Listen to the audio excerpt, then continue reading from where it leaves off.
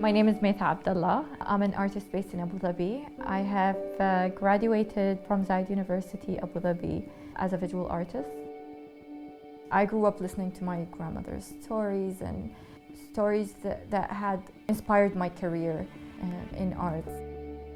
I always go back to those stories and I try to live them again and try to bring them into my work as well. One story that has stayed with me that my grandmother used to tell us a lot is that when you hear a rooster, then there are angels around, and the rooster being that pure animal that actually could see angels. That influenced my work a lot. I also worked with a rooster being a metaphor for forgiveness, and on the other hand, in this region, the pig is considered somehow like a sinful creature. Therefore, I use these two animals as parallel to each other, one being forgiveness and other being sin, basically. One series of work that I did back in 2015, 2016 was the Dance of Life.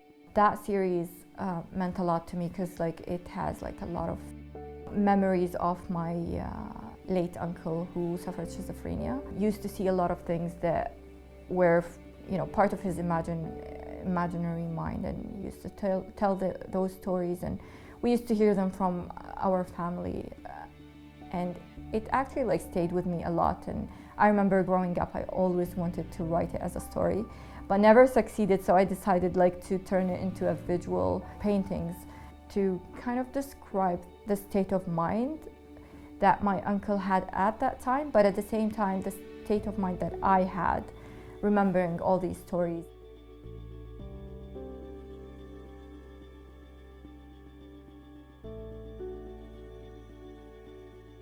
Memory plays a huge role, but at the same time, no human being can rely on memory. Memories change by the time you grow up, and they become something that kind of turn into your own. So, it might not be an exact memory, but it is definitely part of it is memory, and part of it is imaginary, and part of it is just a story or a scene that I've created. We all heard life is a big theater, and we're all actors in it, as real as we want to be, but at the end of the day we are playing this character, and we are trying to become this character in real life. I've always been inspired by art films and theater, and I wanted to bring it in a different way where I would visualize it in different settings, whether it was painting, whether it was a sculpture, whether it was a video or a scene or a writing. I always wanted for people to read stories, but in a different way, in a visualized way. I always start my work by creating those characters, writing the scene, as if you would be, writing a scene for, a theater play or a scene for a movie, and I would bring them to life. There was one video that I made called The Guest, and that video shows kind of a state or a dream of an imaginary guest that is casted in this pig mask or pig face that I take out of a black box and have dinner with, representing that thought or that sin or that dream that I want to hide away, or that character of myself that I want to put away, but at the same time it's part of me. Hollowed is a mini solo exhibition that I had at Warehouse 421. You go into this space that is made to look like a theater. As you sit, you will be facing a big screen, and I would be performing in an actual theater. Story behind Hollowed is that emptiness that we feel within ourselves. Those characters that I've made are actually deformed and are trying to fill that space with different objects. I always say that I would like the viewer to read the story as they wish. Every human being has a different experience.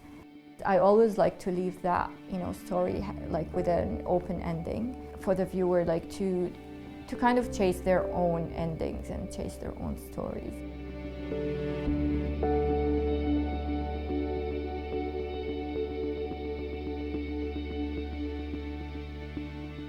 This COVID has affected a lot of sectors, a lot of people. We're all locked up in our homes.